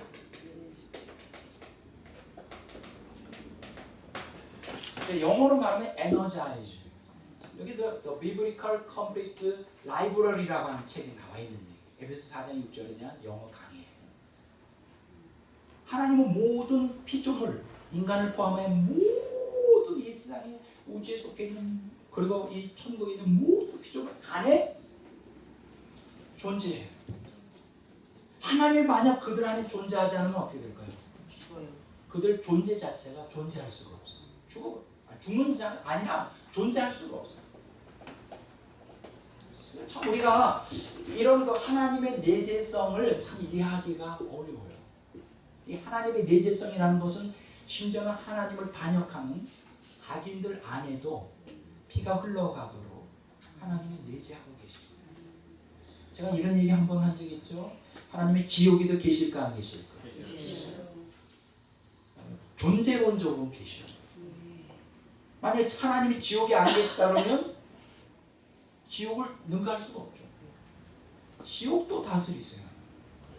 실제적으로는 존재하지 않지만 실제적으로 존재론적으로는 존재해요. 이게 말이 좀 말장난 같아요. 그렇게 밖에 말할 수가 없어요. 굉장히 복잡해요. 그래서 우리가 에베소 4장 6절에 보면 만유 위에 하나님의 초월성 에피, 만유를 통일하시고 디아 하나님의 편재성, 만유 가운데 N 하나님의 내재성, 이 세 가지 신학에서 가장 중요한 하나님이 피조물과의 관계성. 여기 보세요. 근데 여기서 피조물과의 관계성을 6절에 보면 뭐라고 했어요? 하나님은 한 분인데 만유의 뭐라고요? 만유의 아버지. 만유의 아버지.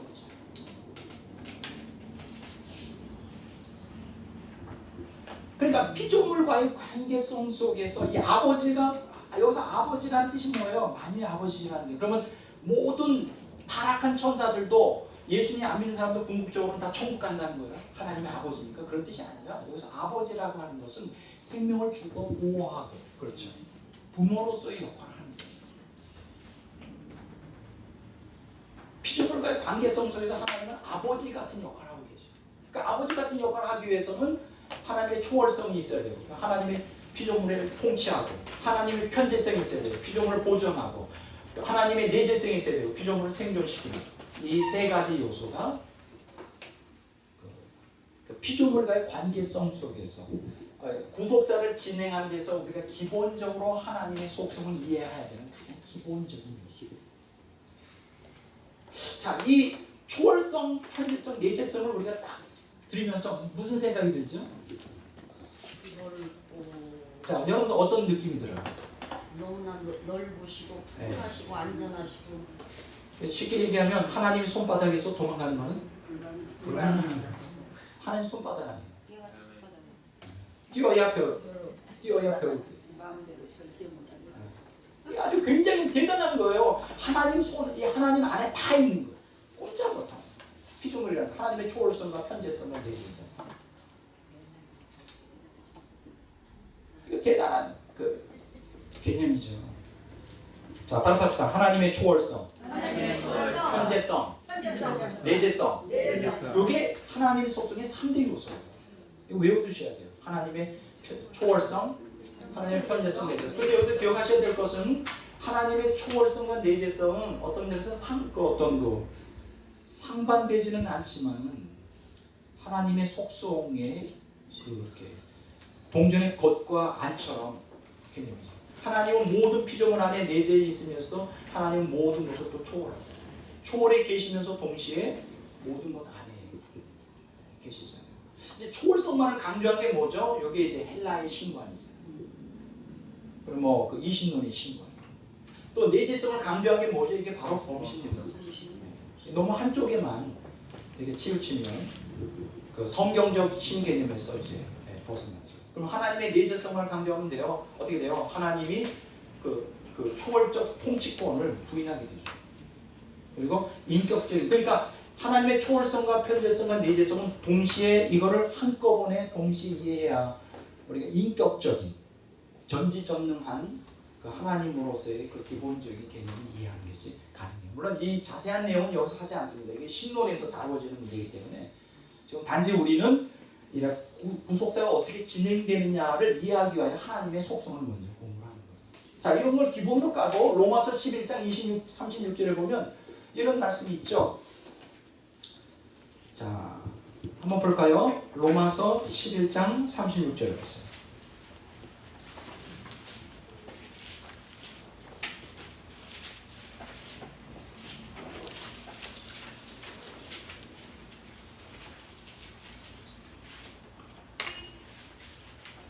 자, 다시 읽겠습니다. 잠깐만요. 자, 로마서 11장 36절 한번 보겠습니다. 로마서 11장 36절 찾으셨죠? 11장 36절 이는 만물이 주에게서 나오고 주로 말미암고 주에게로 돌아가미라. 그에게 영광이 세세에 있을지어다. 자, 그것을 다루기 전에 한마디만 더 하겠습니다. 여기 보면 만물을 초월한다고 했잖아요. 하나님의 초월성. 그리고 만물을 관통하여 통일하신다고 했잖아요. 하나님의 편재성. 만유 가운데 계시다는 거죠. 하나님의 내재성. 그것과 더불어 한마디만 더 하면 골로새서 그 1장 16절 좀 로마서 11장 그거 하기 전에 보겠습니다. 골로새서 1장 16절.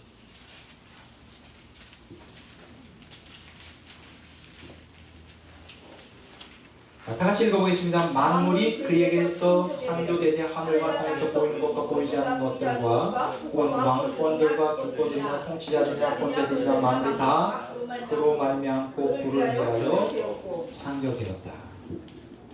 자, 여기 보면 만물이 그리스도 안에서 창조되었다. 자, 요거 만유 안에 있다고 했는데 여기 그리스도 안에, 그러니까 만물이 그리스도 안에 있는 거예요.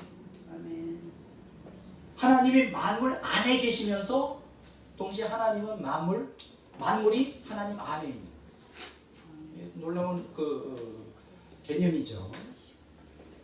그리고 그리스도로 말미암고 그리스도를 위하여 창조되었다. 히브리서 2장 10절에도 보면 하나님께서는 자기 영광을 위해 만물을 만드셨고 만물은 그분을 위해 있다. 여기서 기억하셔야 될 것은 왜 하나님의 초월성과 하나님의 편재성과 하나님의 내재성은 왜 필요하냐. 지금 히브리서 2장 10절 그 다음에 골로새서 1장 16절에서 우리에게 말해주는 중요한 내용은 무엇이냐 하면 모든 만물이 하나님의 영광을 위하여 존재합니다.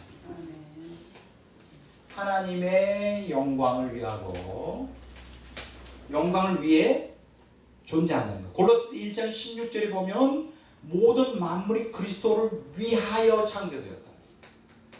그리스도를 위하여. 아까 제가 얘기했죠. 하나님이 인간의 창조의 목적, 구속의 목적이 뭐라고요? 하나님의 생명. 거룩을 통한 하나님의 생명이라고 말했어요. 그러니까 바로 하나님의 생명, 거룩을 통한 하나님의 생명이 하나님의 영광을 위해 창조된 거예요. 그리고 그리스도를 위하여 창조된 거예요. 이렇게 여러분들이 이해하시면 될 것입니다. 자, 보겠습니다. 고린도전서 8장 6절에도 만물이 하나님에게서 또 그리스도로 말미암고 하나님을 위하여 창조됩니다. 고린도전서 8장 6절. 여러분은 이제 참고로 여러분들이 알아두십니다. 자, 만물이 누구를 위해 존재해요? 그리스도를 위하여 혹은 하나님을 위하여. 만물이 누구를 위해 존재해요? 하나님의 영광을 위해 존재해요. 그럼 하나님의 영광의 핵심이 뭘까요? 하나님은 온전히 신적인 속성을 나타내기 위해서 생명으로 충만합니다. 그렇죠? 생명, 하나님의 생명. 자, 따라서 합시다. 하나님의 생명. 하나님의 생명. 자, 에베소 4장 6절에 하나님의 영광을 위하여 또 그리스도를 위하여 창조된 만물, 그 생명을 주기 위하여 하나님의 초월성, 하나님의 편재성, 하나님의 내재성이 이제 필요합니다. 자, 그러면 로마서 11장 36절은 그 에베소 4장 6절의 하부 구조입니다.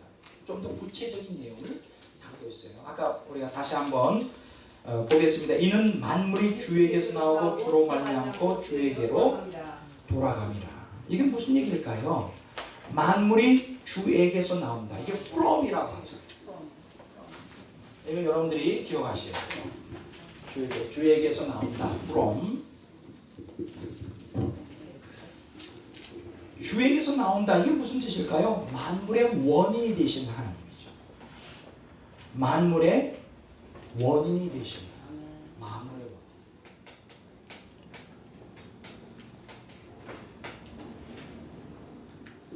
여러분, 하나님이 만물의 원인이 되십니다.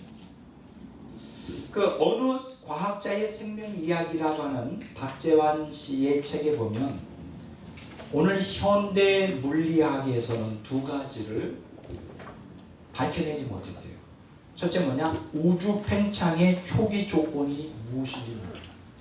어떻게 해서 지금 오늘 현대 과학자가 빅뱅 이론을 가르치면서 폭발하면서 그 무에서 무한대 에너지의 그 특이점이 생겨가지고 거기서 폭발하면서 우주가 오늘날 우주가 생겼다고 그러는데 도대체 그 우주가 팽창하는 그 초기에 어떻게 무한대의 에너지가 특이점에서 발생하는지에 대한 설명이 현대 물리학에서는 전혀 제시할 수 없다는 거예요. 앞으로도 제시가 안 되죠. 이것은 뭘 얘기하느냐? 하나님, 창조자 하나님을 인정하지 않으면 절대로 그 인간들은 그 우주의 기본을 알 수가 없어요. 자, 여기 만물이 누구한테서 나왔다고요? 만물이 하나님에게서 나왔다. 만물의 근원이 하나님에게서 나왔다. 그것을 여기서 이제 말해주고 있죠. 자, 두 번째로 한번 보겠습니다. 두 번째 여기 보면 만물을 붙드시는 하나님이죠. 만물이 주로 말미암고 만물을 붙들고 계시다. 이렇게 표현할 수 있습니다. 그럼 아까 저희가 우리가 만유를 통일하신다는 걸 갖다가 구체적으로 이제 이 구절 같은 그 디아라고 하는 헬라어 것이 있잖아요. 만물의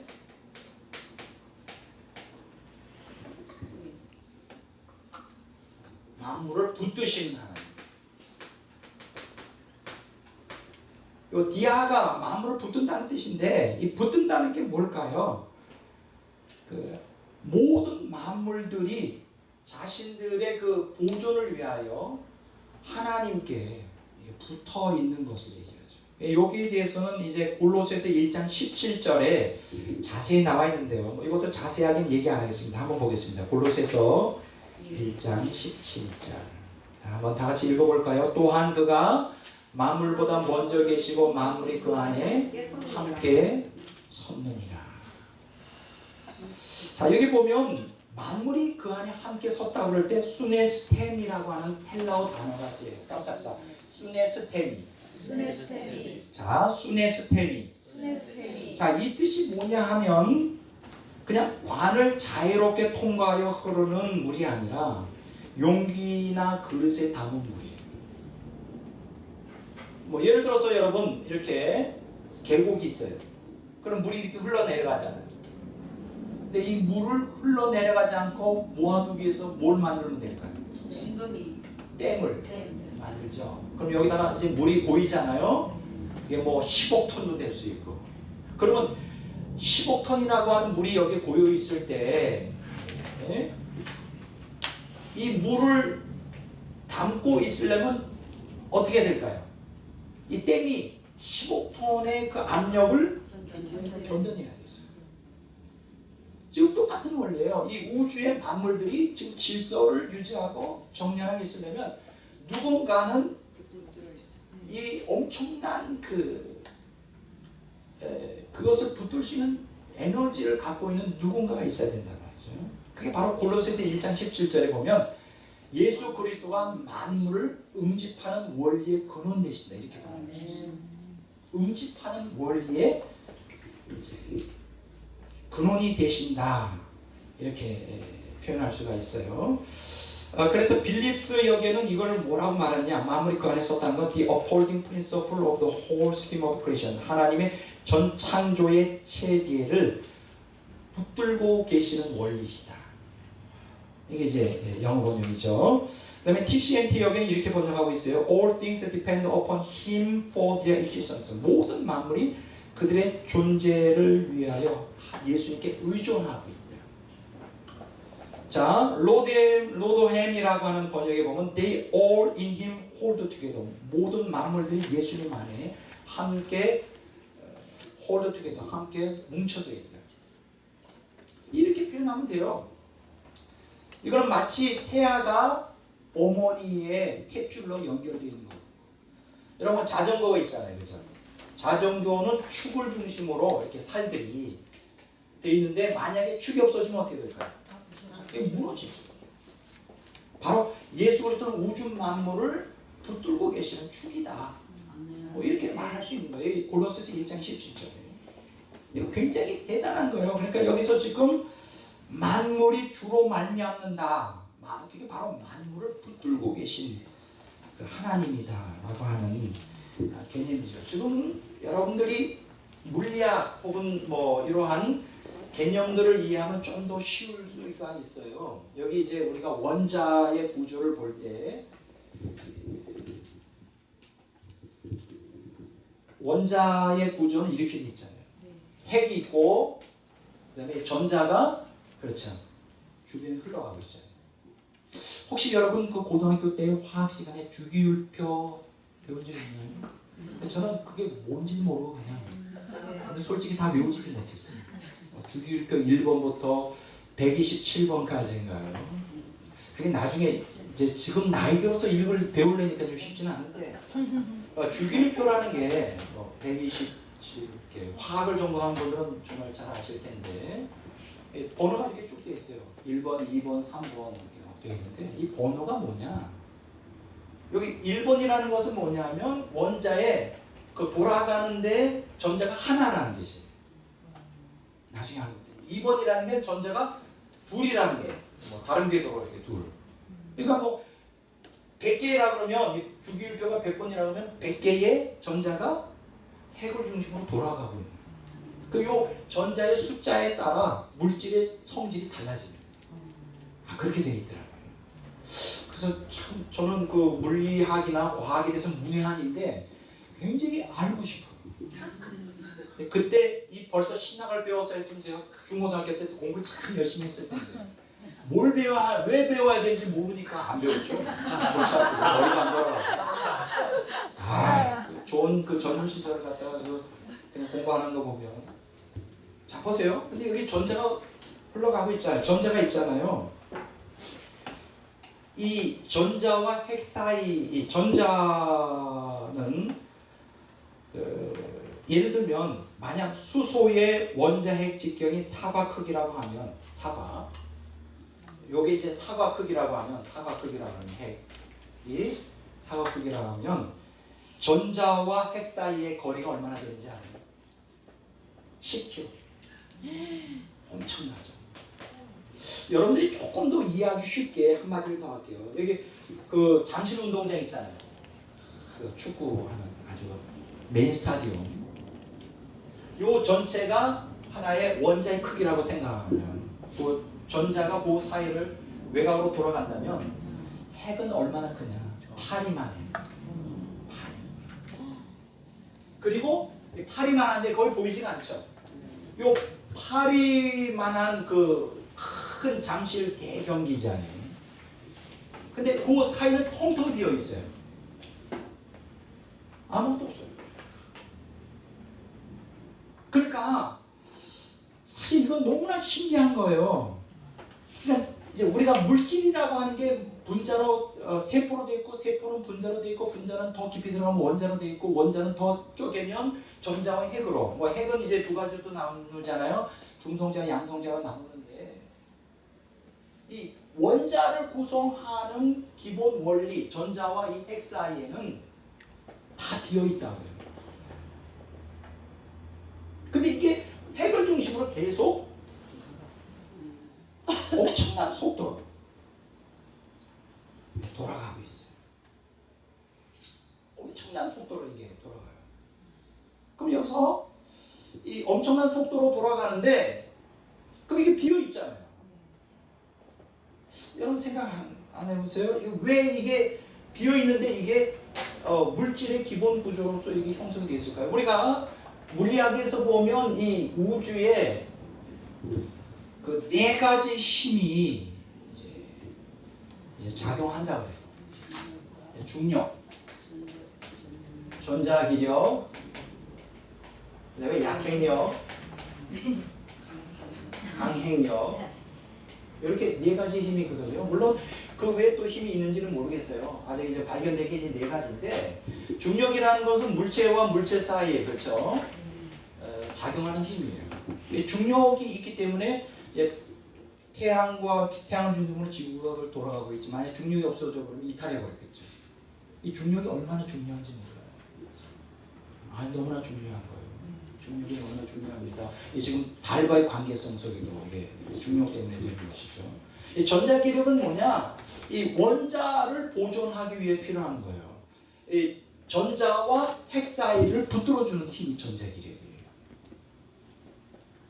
이게 전자와 핵.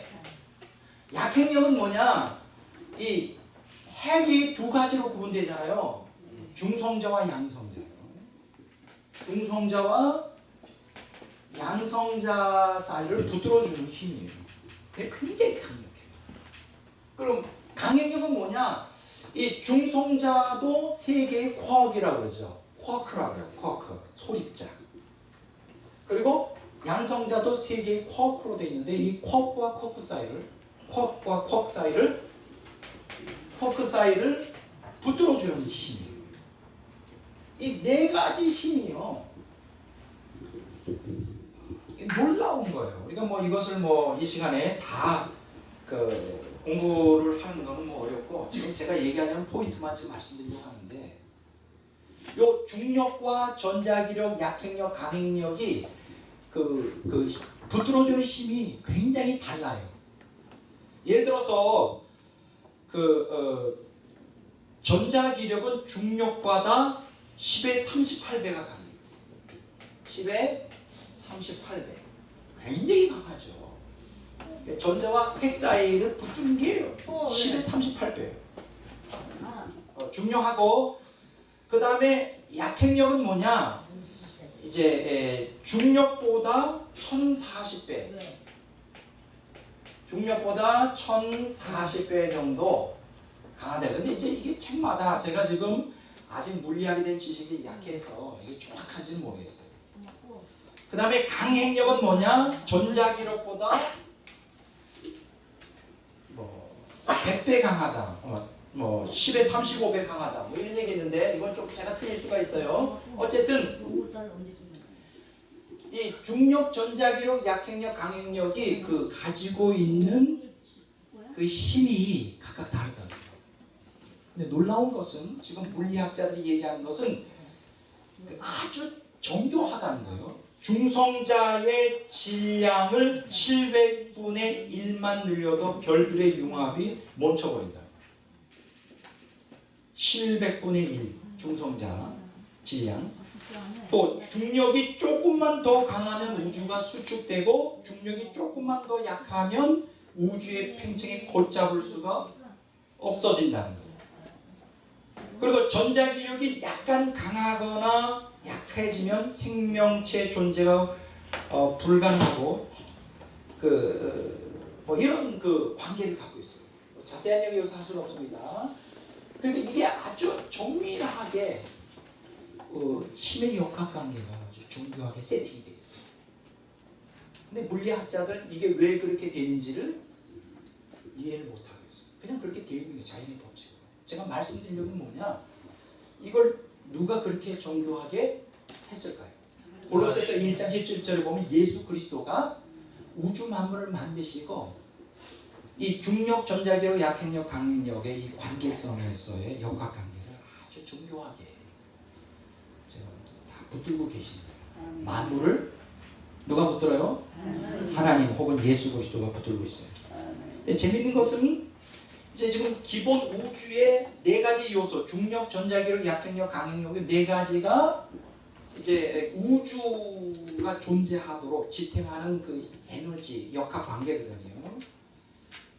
근데 이제 아인슈타인이 그가 생애 마지막 30년간을 이 통일장 이론을 위하여 노력을 했어요. 통일장이라는 게 뭐냐면 중력과 전자기력이 어떻게 역학관계를, 상보성을 가진 역학관계를 가지고 있는 이걸 밝혀내고자 했는데 밝혀내지 못했어요. 전 중력과 전자기력, 아인슈타인이 30년 동안 아주 신비한 것이죠. 그리고 통일 이론이라고 있어요. 이게 뭐냐면 중력, 전자기력, 약행력, 강행력이 어떻게 네 가지가 서로 상보적으로 작용을 하여 우주가 지금 질서 정연한 우주가 되느냐. 이 통일 이론이라고 있거든요. 이걸 이제 통일 이론이라고 그러는데 이 통일 이론에 더 나아가서 만물 이론이라는 게 있어요. 만물 이론. 이게 뭐냐면 이 네 가지를 완전히 궁극적으로 응집하는 원리. 여기에 대해서 스티븐 호킹이 이제 알아내려고 지금 계속 노력하는데 아직 밝혀내지 못하고 있죠. 지금 제가 뭐 물리학자가 아니기 때문에 굉장히 좀 이런 강의가 어렵지만 제가 의도한 바는 뚜렷합니다. 이런 우주가 질서 정연한 아주 정교한 질서를 갖고 이렇게 우주가 붕괴되거나 이게 흐트러지지 않고 무질서하게 되지 않고 이렇게 정교한 질서를 갖고 있는 것은 이 우주 배후에 누군가 초자연적인 능력을 갖고 있는 겁니다. 그분이 바로 하나님입니다.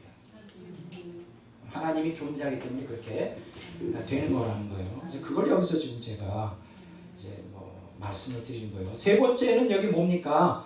만물이 그에게로 돌아갑니다. 에이스 인트, 만물의 목적이 되시는 하나님.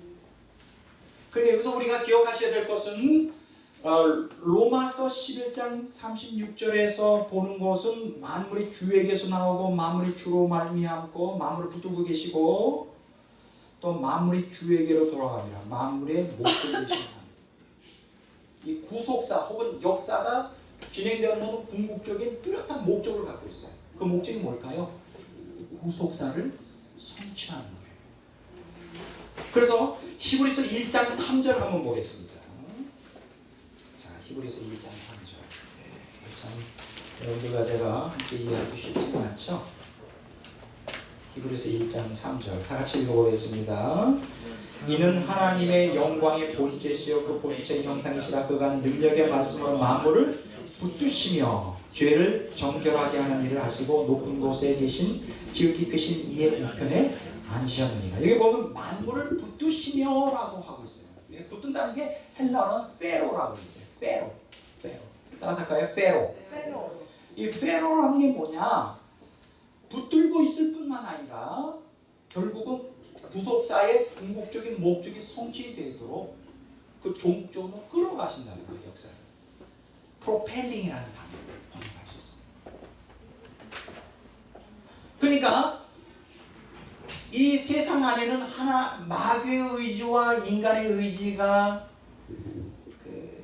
존재하지만 또 그 두 세력은 만만치 않게 강력한 힘을 가지고 이제 마귀의 의지와 타락한 인간의 의지가 하나님을 대적하고 심지어는 믿는 성도들 안에도 마귀에게 영향을 받는 타락한 본성을 가지고 있어서 그것이 하나님의 뜻을 대적하지만 그럼에도 불구하고 하나님께서는 구속사를 하나님의 뜻대로 어떻게 해요? 다 이루셔요. 전지전능하신 하나님. 그리고 그분이 사랑의 하나님이죠. 그래서 우리 안에 어떻게 그것이 이루어지는지 복잡성 도저히 우리 인간의 이성과 논리로는 이해가 안 돼요. 하나님께서 이 땅에 하나님의 전지전능한 또 사랑 그리고 거기다가 플러스 악을 통한 고통을 통하여 악에 의한 고통을 통하여 하나님이 기가 막히게 구속사를 진행하시고 이제 성취하시는 하나님이에요. 그래서 로마서 11장 36절에 만물이 주에게서 나오고 만물이 주로 말미암고 만물이 그에게로 돌아간다는 말을 한마디로 말하면 뭐라고 표현할 수 있나요? 쉽게 하나님은 알파와 오메가다 이렇게 표현할 수 있어요. 알파 오메가가 바로 그런 뜻이에요. 만물이 주에게서 나오고 만물이 주로 말미암고 만물이 주에게로 돌아갑니다. 이사야서 44절 6절 한번 보겠습니다.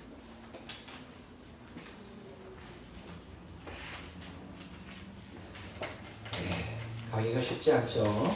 여러분들도 듣는 분들도 쉽지는 않을 것입니다. 그러나 이제 아셔야 돼요. 이사야서 44장 6절 다 같이 읽겠습니다. 이스라엘의 왕인 여호와 이스라엘의 구원자인 만군의 여호와가 이같이 말하노라. 나는 처음이요 나는 마지막이라 나 외에 다른 신이 없느니라. 처음이요 마지막이라. 이게 무슨 뜻이에요?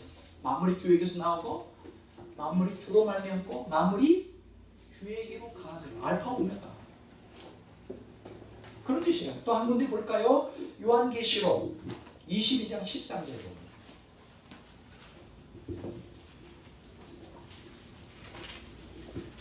요한계시록 22장 13절을 다 같이 보도록 하겠습니다. 13절 다 같이 읽겠습니다. 나는 알파 오메가요 초음과 마지막이요 시작과 마침이라.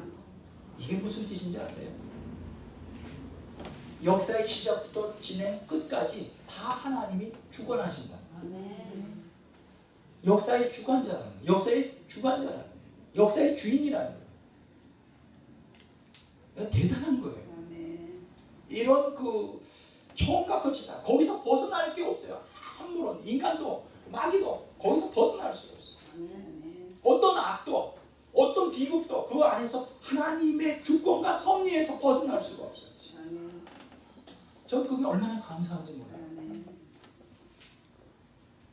왜 감사하냐? 이러한 그 하나님의 신적 속성과 거기에 대한 나의 믿음이 얼마나 나의 인생을 붙들어 주는지 몰라요. 하나님을 안 믿었다면 때때로 우리가 이성으로 이해할 수 없는 고난이 올 때, 그렇죠.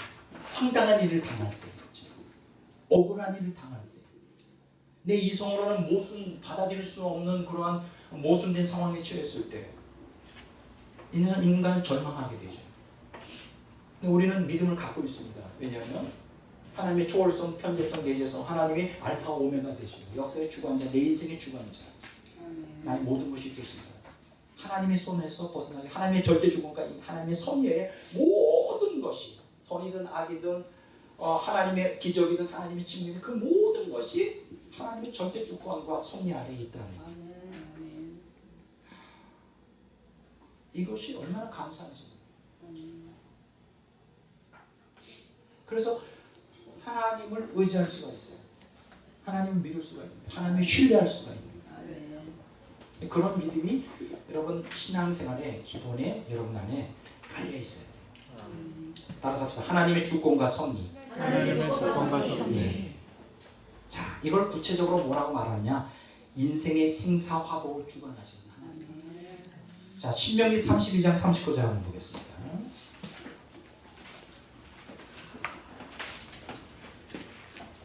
신명기 32장 39절.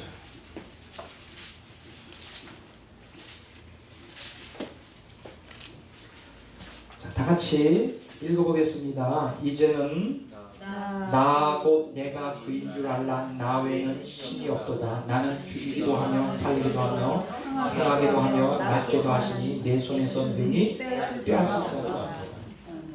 이 알파 오메가라는 얘기를 풀어놓으면 이런 뜻이에요. 이제는 나 곧 내가 그다. 내가 그다라는 것은 알파 오메가라는 뜻이에요. 알파 오메가를 핵심으로 한 거예요. 나 외에는 다른 신이 없다. 나는 죽이기도 하고 살리기도 하고 상하기도 하고 낫게도 하시나니 내 손에서 능히 빼앗을 때 하나님의 절대 주권입니다. 하나님의 절대 주권. 사무엘상 2장 6절 7절을 보겠습니다. 사무엘상 2장 6절 7절.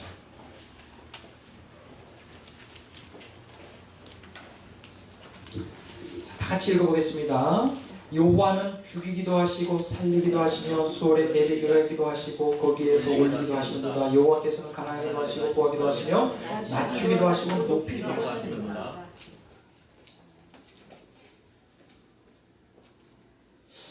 우리 본능은 뭐예요? 높아지는 걸 원하죠. 우리의 본능은 뭐예요? 사는 걸 원하죠. 죽는 거. 우리의 본능은 가난해지기보다 부자가 되기를 원하죠. 근데 제가 정말 이해할 수 없는 거는, 저는 뭐 사실은 뭐 물질적으로 부유한 사람은 아니거든요. 뭐 제 친척이나 제 형제나 이렇게 보면 부한 사람들 보면 이건 죄송한 얘기입니다. 전혀 자격이 없을 것 같은데 굉장히 부자거든요.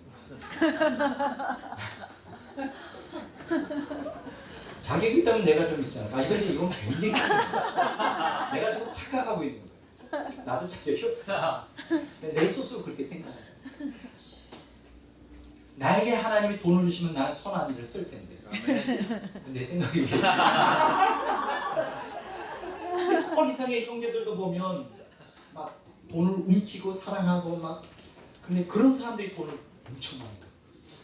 쓸데없는 돈을. 나한테 돈을 많이 주시면 막 좋은 일에 많이 쓸 것 같은데, 뭐 내 생각이에요. 근데 하나님 뜻 같아요. 하나님 뜻 같아요. 내가 이렇게 부자가 아닌 게 하나님의 뜻. 이거 보면 부하게 되시고 가난하게 하신다잖아요. 진짜 그래요. 우리가 어떤 사람들은 그렇게 생각해요. 부자가 되는 게 자기가 노력을 해서, 물론 노력해서도 그러지만 하나님은 그렇게 허락하시기 때문에 부자가 되는 거예요. 편하게 사실. 알고 보면 아무리 노력해도 부자가 안 되는 사람도 있어요. 사실.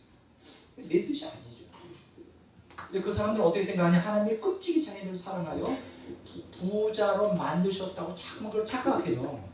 그거하고는 좀 관계가 없거든요. 이건 내 생각 같더니 조금만 얘기하는 거예요. 부하기도 하고 가난하게도 하고 높이기도 하고 낮추기 다 주님의 절대 주권과 섭리 속에 있죠. 심지어는 인생의 호흡조차 주관하시는 하나님이세요.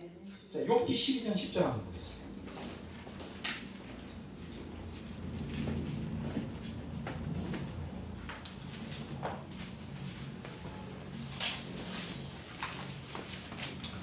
욥기 12장 10절을 한번 보겠습니다.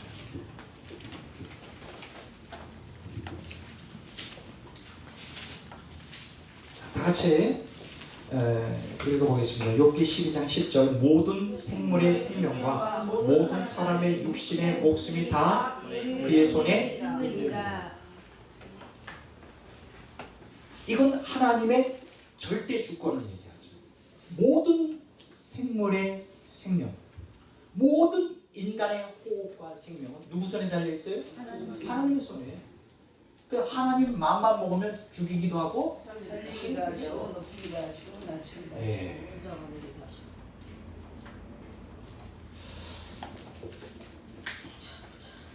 근데 우리가 이해할 수 없는 게 악인들이 더 잘 살아요. 근데 그 사람들의 심장도 튼튼해요. 정말 오래 살았으면 좋겠다. 정말 주를 위해서 살았으면 좋겠다 하는데 그 사람들 일찍 가. 도대체 이해가 안 되는 거예요.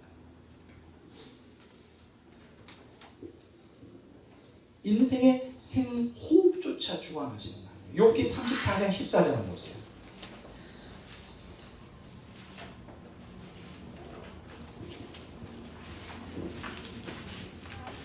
욥기 34장 14절 15절 다 같이 읽어보겠습니다. 그가 만일 뜻을 정하시고 그의 영과 목숨을 거두실진데 모든 육체가 다 함께 죽으며 사람은 흙으로 돌아가요. 이게 무슨 말이에요?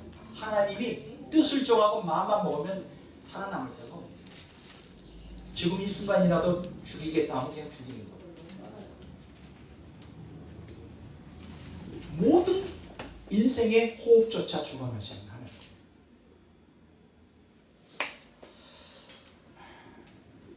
자, 우리가 지금 에베소 4장 6절 하나님의 초월성, 편재성, 내재성, 로마서 11장 36절에 있는 걸 알파와 오메가 역사의 주관자 되시는 하나님. 그리고 지금 말씀한 것처럼 인생의 생사복을 주관하시는 하나님, 인생의 호흡조차 주관하시는 하나님. 그러면 여기서 우리가 기대하는 게 뭘까요? 하나님을 믿는 우리들이 이런 하나님의 신적 속성, 초월성, 편재성, 내재성, 그 알파 오메가 역사를 주관하시고 인생의 생사복을 주관하시고 인간의 호흡조차 주관하시고, 근데 그 하나님이 우리를 너무나 사랑한대. 그럼 답은 나온 거네. 전지전능한 하나님이 나를 사랑한대. 그럼 나는 맞아, 형통해야 당연한 거예요. 그렇잖아요. 우리의 상식에. 여기에서 하나님과 우리 사이에 갭이 생겨요. 하나님의 사랑의 표현과 우리가 기대하는 하나님으로부터 사랑을 기대하는 그 기대 심리에 정말 너무나 차원이 다른, 우리가 기대하는 그 하나님의 사랑, 전지전능한 그 하나님이 우리를 사랑하는 그 사랑은 뭘 기대하느냐?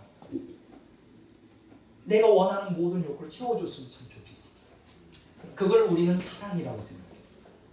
욕구, 충족. 뭐 욕구, 충족이라고 해서 꼭 나쁜 건 아니에요. 건강 주시고, 할 수만 있다면 꼬리가 되지 않고 머리가 되게 해주시고, 뭐 할 수 있다면 뭐 예수님 잘 믿어서 나 베풀면서 살도록 물질도 많이 팍팍 밀어주시고, 그래서 하나님의 영광을 드러내고 싶은 게 우리의 욕구죠. 근데 그 예수님을 열심히 믿어서 그렇게 그 기대감을 가지고 하나님께 사랑하고 하나님의 전지전능성을 믿고 하나님의 인자하심과 긍휼하심을 바라보면서 나아가는데, 그렇게 그런 마음을 가지고 신앙생활을 하는 우리들의 현실은 녹록하지가 않아요. 우리가 기대하는 것과는 전혀 다르죠. 우리가 느끼기에 하나님으로부터 뺨 맞은 것 같은 황당한 일들을 종종 많이 겪어요. 우리가 하나님이 그렇게 우리를 사랑한다며, 그래서 그 독생자 예수 그리스도까지도 우리에게 주셨다며, 나도 예수님을 주님으로 믿고 그 사랑을 깊이 만끽하면서 플러스 알파 이 땅에서도 형통하고 행복하면 뭐가 돈 나나?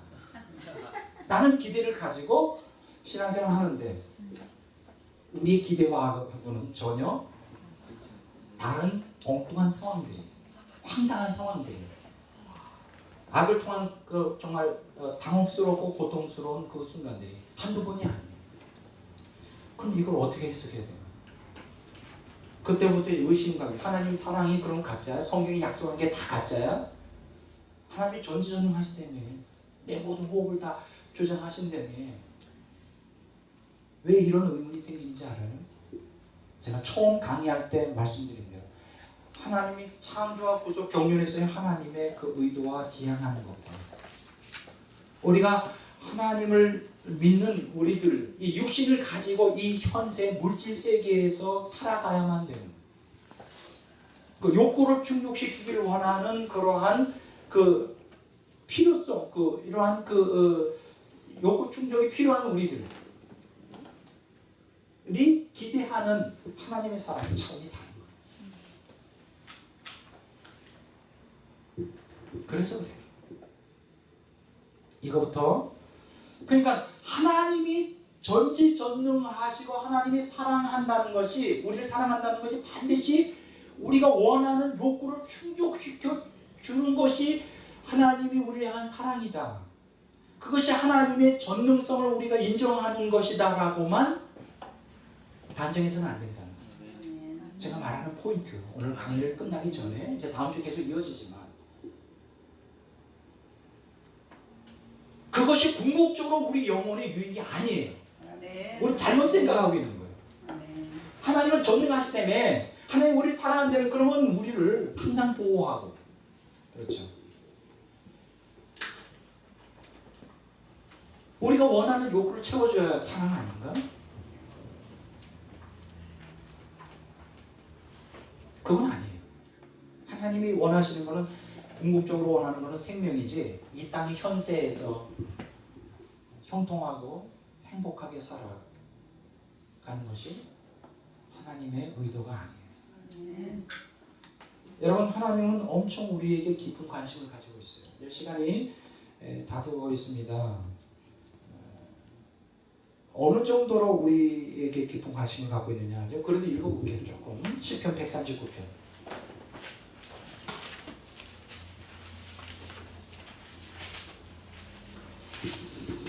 17절을 읽어보겠습니다. 하나님이여 주의 생각이 내게 어찌 그리 보배로우신지요 구수가 어찌 그리 많으신지요 내가 세려고 할지라도 구수가 모래보다 많도소이다. 내가 깰 때로 여전히 주와 함께 있나이다. 이게 무슨 얘기예요? 하나님은 우리 생각으로 가득 차 있어요. 여러분 어떤 연인 관계에서 그 이상 연인 어떤 사람을 사랑하면 그 사람 생각으로 가득 차 있죠. 우리 생각으로 가득 차 있는 거예요. 어떻게 사랑할까? 어떻게 도와줄까? 어떻게 구속사를 진행할까? 40편 50절 보세요. 시편 40편 50절.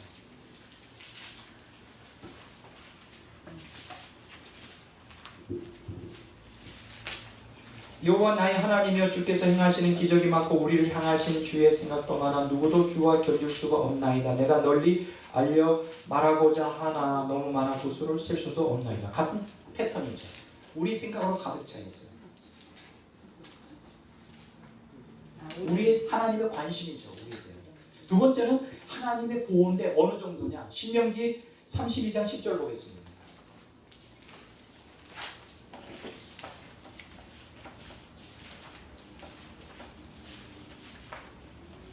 신명기 32장 10절 보겠습니다. 여호와께서 그를 황무지에서 짐승이 부르짖는 광야에서 만나시고 호위하시며 보호하시며 자기의 눈동자같이 지키셨다. 이스라엘 백성들을 광야에서 어떻게 지켰느냐? 눈동자같이 지켰어요. 눈동자같이. 여러분 얼마나 대단한 하나님의 보호하심입니까? 스가랴서 2장 8절 보겠습니다.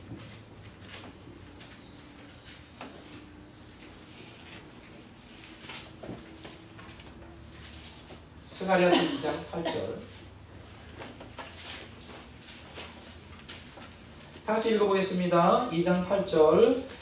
만군의 여호와께서 이같이 말씀하시되 영광을 위하여 나를 너희를 노력한 여러 나라로 보내셨나니 너희를 범하는 자는 그의 눈동자를 범하는 것이다.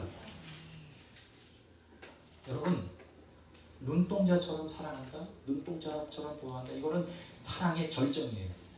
우리의 보호하심에 대한 아주 정말 굉장히 대단한 그 표현이죠. 눈동자처럼 보호하신다. 여러분 인간의 눈동자가 얼마나 귀합니까? 우리를 하나님의 눈동자처럼 보호하셨다. 이스라엘 백성들을 광야에서 눈동자처럼 보호하셨다. 근데 왜 이스라엘 백성들은 광야에서 왜 이렇게 하나님을 반역하고 불만 불평이 가득 찼을까요? 하나님과 이스라엘 백성들의 관심의 차원이 달랐기 때문입니다. 그들이 원했던 육적인 욕구를 충족시키는 것이 눈동자처럼 보호해주는 표징이고 하나님은 그게 아니에요. 은혜도 부어주지만 연단하여 고통 가운데서 훈련하심으로 하나님의 생명을 담는 그릇 되게 하시려고 그게 눈동자처럼 보호해 주십니다. 다 각도가 달라요. 우리하고 하나님의 관심이 다르다. 오늘 시간 저는 이 강의를 오늘 처음 끝내면서 왜 우리가 그렇게 하나님이 우리를 사랑한다며. 그리고 전지전능하시며 생사화복을 다 주관하시고 살리고 죽이고 호흡조차 주장하신다며. 근데 왜 우리는 고통이 내팽개쳐 주시냐. 이 문제에 대해서 왜 침묵하시는가? 이 문제에 대해서 우리가 하나님의 심정을 이해하는 하나님의 각도로 우리 자신을 초점을 맞추는 게 성경적 신앙이에요. 아멘. 그것을 이제 오늘 시간 다 못했는데 이제 다음 주에 아주 중요한 이제 내용이 있습니다. 아주 중요한 결정적인 중요한 내용이 있으니까 이제 다음 주에 계속하고 오늘은 여기서 이제 끝내도록 이렇게 하겠습니다. 우리 기도하고 시를 읽고 끝내도록 하겠습니다. 하나님 아버지, 하나님은 우리에게 하나님의 생명을 부어주기 위하여 우리를 창조하시고 구속사를 진행하십니다. 우리의 생각과 하나님의 생각이 많이 다를 수가 있습니다.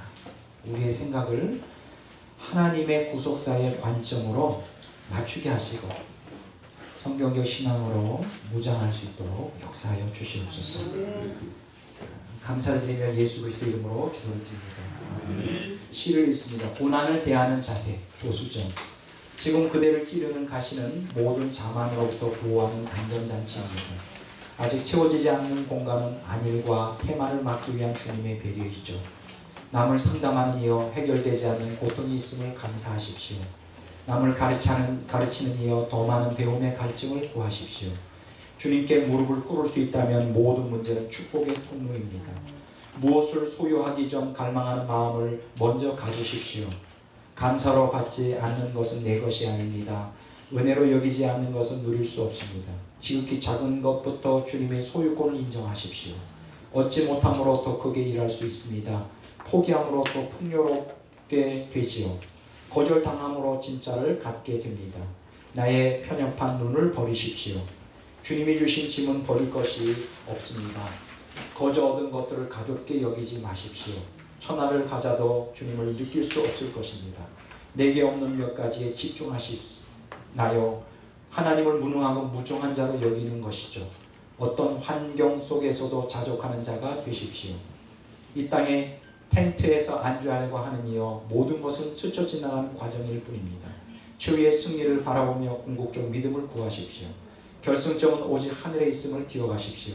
그대의 결핍은 간절한 자세를 만들어주고 그대의 약함은 겸손을 옷 입게 하였지요. 깊숙이 박힌 가시는 하늘나라를 사모하게 하였고 눈물의 고난은 죄로부터 그대를 막아주었습니다. 그대를 하나님의 사람으로 만들어 주었죠. 성도에게 고난이란 진주를 만들어가는 조개의 눈물이죠. 사나지구나 주의 곧 세상이 감당 못하는 사람입니다. 아멘.